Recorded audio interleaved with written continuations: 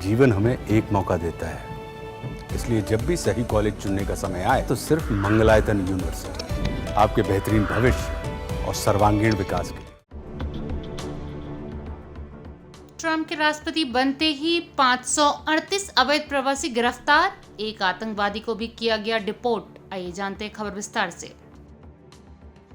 Donald Trump प्रशासन लगातार अवैध प्रवासियों के खिलाफ कार्रवाई कर रही है। इसी बीच गुरुवार को अमेरिका में सैकड़ों अवैध प्रवासियों को गिरफ्तार किया गया है। इसके बाद उन्हें निर्वासित किया गया। व्हाइट हाउस की प्रेस सचिव कैरोलिन लेविट ने बताया कि ट्रंप प्रशासन ने 538 अवैध अप्रवासी अपराधियों को गिरफ्तार किया है, जिनमें एक संदिग्ध आतंकवादी, वहीं ट्रेन डी आरुगुआ गिरोह के 4 सदस्य और नाबालिगों के खिलाफ यौन अपराधियों के दोषी कई अवैध अपराधी भी शामिल हैं। उन्होंने कहा, ट्रंप प्रशासन ने सैकड़ों अवैध अप्रवासी अपराधियों को सैन्य विमान के जरिए निर्वासित भी किया। इतिहास का सबसे बड़ा निर्वासन अभियान अच्छी तरह से चल रहा है। कैरोलिन लेविट ने बताया कि जो वादे किए गए और उन वादों को पूरे भी किए गए। व्हाइट हाउस ने आगे कहा कि हमारे देश की सीमाओं को सुरक्षित करने के लिए सरकार द्वारा यह एक छोटी सी झलक है। बताया जा रहा है कि राष्ट्रपति बनने के तुरंत बाद डोनाल्ड ट्रंप ने कई अहम फैसले लिए। इसी बीच अमेरिकी प्रतिनिधि सभा ने लेकिन रिले एक्ट को मंजूरी दे दी है। डोनाल्ड ट्रंप के दोबारा राष्ट्रपति बनने के बाद यह पहला ऐसा कानून है जिस पर राष्ट्रपति ने दस्तखत किए हैं। अवैध रूप से रह रहे अप्रवासियों के लिए पिछले 3 दशक की अवधि में अमेरिकी कांग्रेस द्वारा पारित किया गया यह सबसे अहम कानून माना जा रहा है।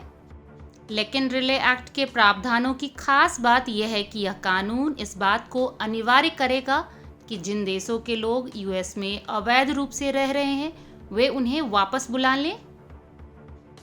इसमें किसी भी प्रवासी की राष्ट्रीयता की पुष्टि, ट्रैवल दस्तावेज जारी करने से लेकर उन्हें अपने देश के लिए स्वीकार करने तक प्रावधान शामिल है। अगर इन प्रावधानों को नहीं माना गया तो अमेरिकी स्टेट्स उस अवैध अप्रवासी का वीजा कैंसिल करने के साथ ही उस पर केस करने के लिए भी स्वतंत्र है। इस एक्ट का मकसद अमेरिका में अवैध रूप से रह रहे अप्रवासी पर नकेल कसना है, साथ ही उन देशों को संबोधित करना है जो अमेरिका में रह रहे अपने देश के अवैध नागरिकों को वापस अपने देश बुलाने से मना कर देते हैं। इस कानून से दुनिया के कई देशों के साथ भारतीय भी प्रभावित होंगे। वहीं राष्ट्रपति ट्रंप ने सबसे पहले बाइडेन प्रशासन के 78 फैसले रद्द कर दिए। इसके साथ ही यूएस मैक्सिको सीमा पर राष्ट्रीय आपातकाल घोषित कर दिया है।